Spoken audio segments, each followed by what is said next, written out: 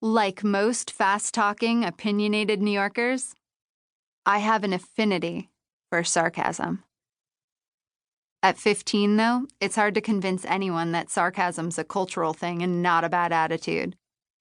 Especially when your stepmother can't drive because she's also from New York and spills your coffee with maniacal brake pounding.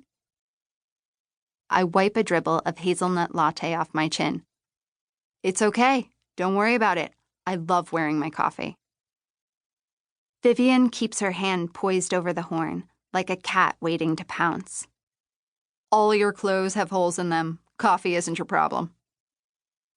If it's possible for someone to never have an awkward moment, socially or otherwise, then that someone is my stepmother.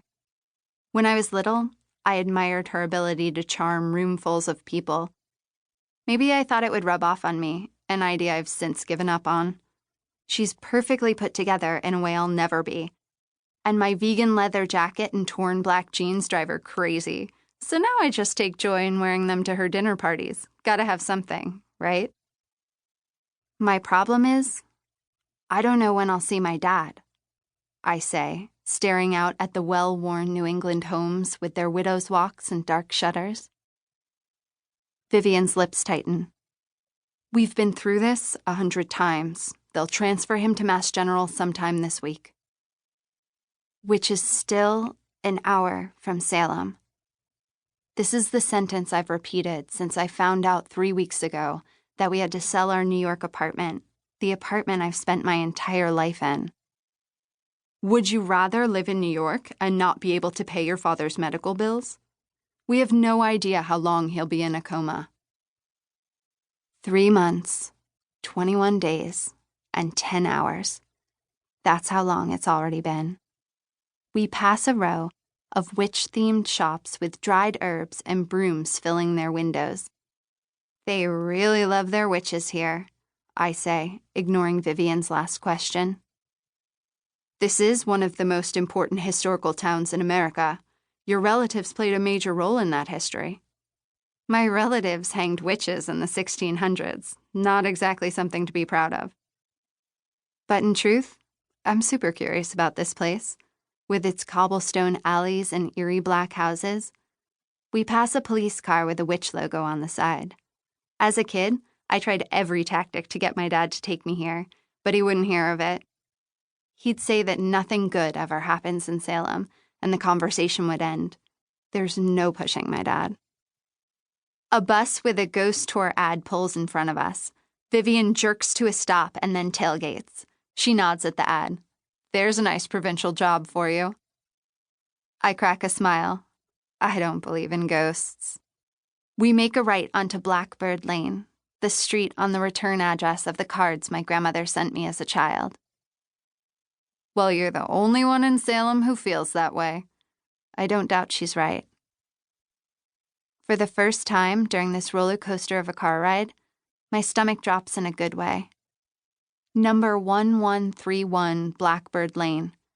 The house my dad grew up in, the house he met my mother in. It's a massive 2-story white building with black shutters and column doorways. The many peaks of the roof are covered with dark wooden shingles weathered from the salty air. A wrought iron fence with pointed spires surrounds the perfectly manicured lawn. Just the right size, Vivian says, eyeing our new home.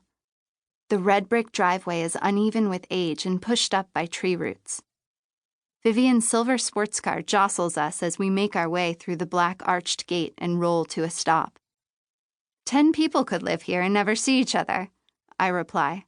Like I said, just the right size. I pull my hair into a messy ball on top of my head and grab the heavy duffel bag at my feet. Vivian's already out of the car and her heels click against the brick. She makes her way toward a side door with an elaborate overhang. I take a deep breath and open my car door. Before I get a good look at our new home, a neighbor comes out of her blue-on-blue house and waves enthusiastically. Hello! Well, hello there, she says with a smile bigger than I've ever seen on a stranger, as she crosses a patch of lawn to get to our driveway. She has rosy cheeks and a frilly white apron. She could have stepped out of a housekeeping magazine from the 1950s. "Samantha," she says and beams. She holds my chin to inspect my face. "Charlie's daughter." I've never heard anyone call my dad by a nickname. Sam. Everyone calls me Sam. "Nonsense! That's a boy's name. Now, aren't you pretty? Too skinny, though."